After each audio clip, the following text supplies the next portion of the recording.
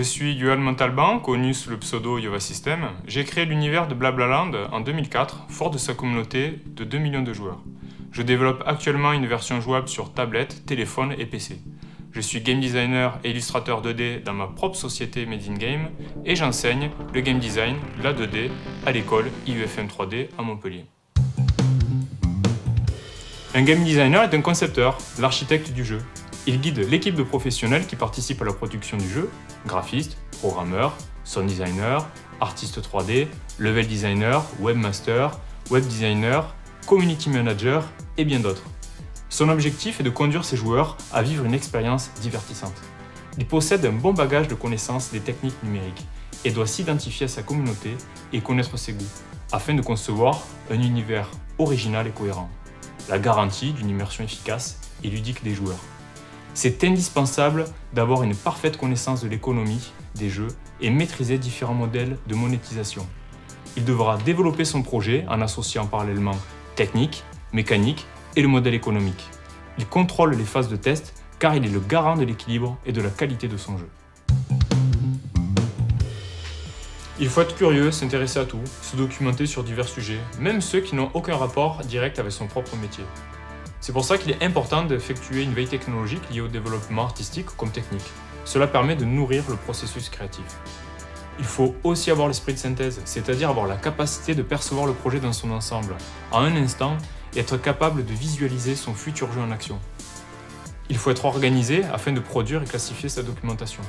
L'écoute est importante aussi, afin de sortir de son point de vue. Cela permet une objectivité propice à l'expérience du joueur.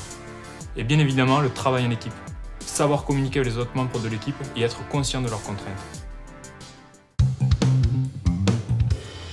Mon imaginaire est nourri par mes diverses lectures. Les mangas notamment, j'en ai vraiment beaucoup. Les BD avec Marc-Antoine Mathieu, lui vraiment il m'a fait rêver. Les romans, les témoignages, les ouvrages scientifiques, ça m'ouvre vraiment les yeux pour mes futures créations.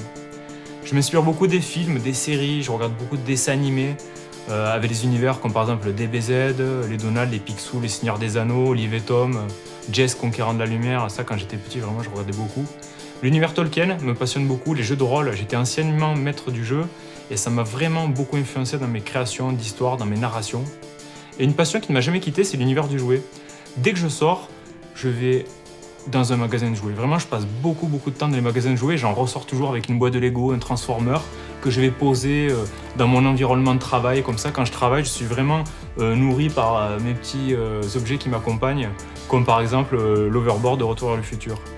Alors pour mes idées, je les note dans un petit carnet que j'ai toujours sur moi avec mon stylo et ça me permet de tout marquer, tout ce qui me vient par la tête et ça devient parfois la jeunesse d'un futur projet. C'est important aussi de jouer aux jeux concurrents, ça me permet de les analyser, ne serait-ce que pour savoir si mon propre jeu apporte vraiment une plus-value aux gens. Alors Blablaland est né d'un quiproquo. À la base, il n'était pas destiné à être un jeu. Pour ma part, la surprise a été le fondement de cette expérience. J'ai appris et peaufiné de nombreuses connaissances tout au long de ce projet, comme l'organisation, la communication, l'adaptation et même l'écoute. Pendant mon expérience Blablaland, j'ai appris à écouter ma communauté et lui donner ce qu'elle attendait. Notre relation était presque fusionnelle. Blablaland a été l'occasion pour moi de développer un style graphique fortement coloré qui me distinguait à l'époque de mes confrères. Aujourd'hui, porter Blablaland sur de multiples plateformes est un nouveau défi.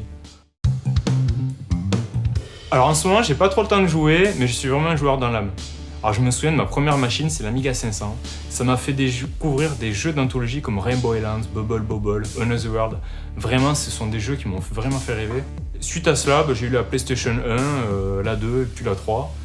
Par exemple, le Gran Turismo, je m'éclate bien dans mon siège, mon volant et mon levier de vitesse. Ça, c'est vraiment super fun. Et j'apprécie vraiment en particulier les puzzle games. Voilà, vraiment, les jeux simples à comprendre et rapides à jouer, ça me fascine.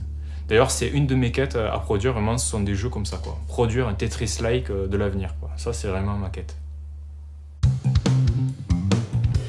J'ai cofondé Made in Game en 2016.